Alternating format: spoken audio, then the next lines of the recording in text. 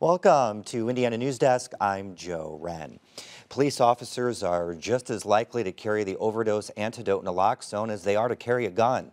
They're often some of the first people on the scene of an overdose, and departments across the state say naloxone is helping them save lives. The National Institute on Drug Abuse says the antidote saved more than 26,000 people in the U.S. between 1996 and 2014. But many Indiana police departments get their kits from nonprofit organizations. And as Barbara Brosier reports, some worry funding for the program will run out. When Monroe County Deputy Matthew Williamson gets into his squad car every day, he makes sure he has at least one dose of naloxone stashed in his driver's side door. I keep it readily handy. Today, his patrol shift is relatively quiet. He responds to a homeowner's security alarm going off and pulls a couple of people over for speeding through construction zones. But county police are responding to more and more overdose calls. Oh, I think it's a pandemic. Not just in Monroe County, but everywhere. Sheriff Brad Swain says the opioid epidemic is consuming a lot of county resources. And earlier this week, he announced the department only had one dose of naloxone per officer. Swain faced some backlash from the community when he directed deputies not to use those kits when responding to emergency calls, but instead to reserve them for themselves in case of exposure. Now it's a very real risk of exposure, and I have to make a very real-world decision on keeping my staff as safe as possible. It's a policy that only lasted a few hours before the county health department resupplied the department with 100 naloxone kits. But it highlights an issue for emergency responders across the state.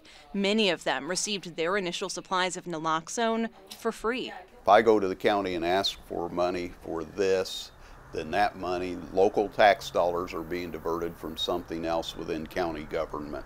Monroe County is one of several departments which participated in a grant program started by former Attorney General Greg Zeller. He used money from a $1.3 million settlement with a drug company to pay for naloxone training and distribution in counties across Indiana.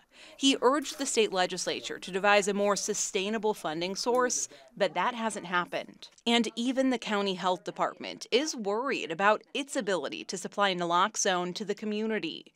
It, too, used a grant to obtain 500 doses. That grant runs out in August, and there are only 54 kits left. We are currently looking for other possible grants so that we can replenish our supply to make sure that we can give it to the community. These are the kits that we provide. Overdose Lifeline is another nonprofit that delivers naloxone kits and training to police departments through a state grant program. And that grant will expire. We will run out of those funds.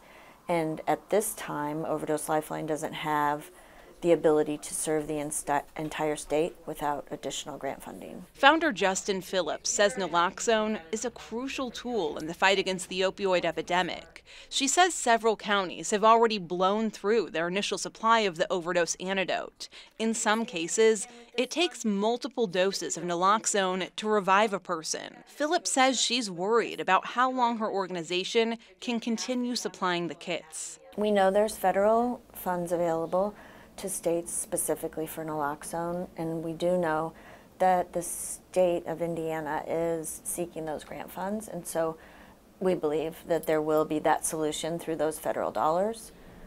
I'm just not sure at this time what the gap will be and how that gap will be filled. I don't have an answer for that. That means state and local governments may have to take a hard look at their budgets and decide how much the naloxone kits are worth to Indiana communities.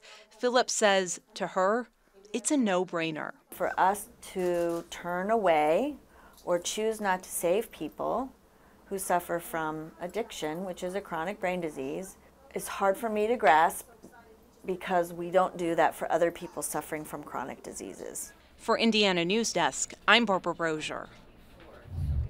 Now, anyone can get naloxone at the pharmacy. Even though it's behind the counter, you don't need a prescription. Joining me now for a demonstration on how to use naloxone is Kathy Hewitt. She's the lead health educator for the Monroe County Health Department. All right, Kathy, thanks again for being here. This is Narcan right here. Right. It's a little smaller than I thought it was going to be. So what do I do? But first, you want to look for signs of an overdose, and things you might look for is the person's unresponsive and won't waken up if you shake them or give a sternum rub. Take your knuckles and do this. You look for blue lips or blue fingernails, look for a limp body, look for slowed heartbeat, slow or stop breathing, or like a gurgling sound in the back of the throat. You can also look for vomiting or signs of drug use around the body. So if you see that, you want to start the process. Those are the symptoms. Yeah. Right, those are the symptoms. You want to start the process of administering the naloxone. Sure. So the first thing you want to do is, if they're not breathing, get them on a flat surface. Call 911. If you can't do that immediately, describe what you're seeing exactly and tell them they're not breathing. Give them a couple rescue breaths, which is just like giving CPR without the chest compressions. Okay. So get oxygen to their lungs. Go ahead and get your package of naloxone ready. So open your package. Okay. Put your first and like third that. finger on each side of the applicator and your thumb on the depressor.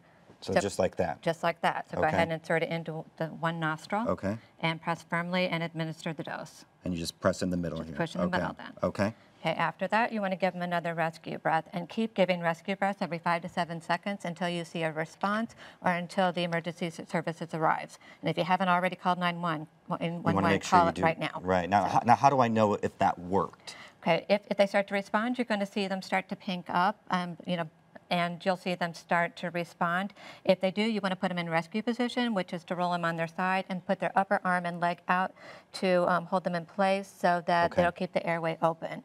If they don't respond in the next 2 to 3 minutes, you want to give them another dose, but in the other nostril, and stay with them. If you have to, stay with them until the EMS arrives. So. Now, what if this was not an overdose? Can this harm them? No, that's the great thing about naloxone. The only thing it does is helps restore breathing to somebody's overdose due to opiates. Okay. It will not harm them if they're overdosing on any other substance. Now, what are these items over here we have on this side? Okay, these are other types of naloxone. This is the easiest type for most people to administer. This is an auto-injector type.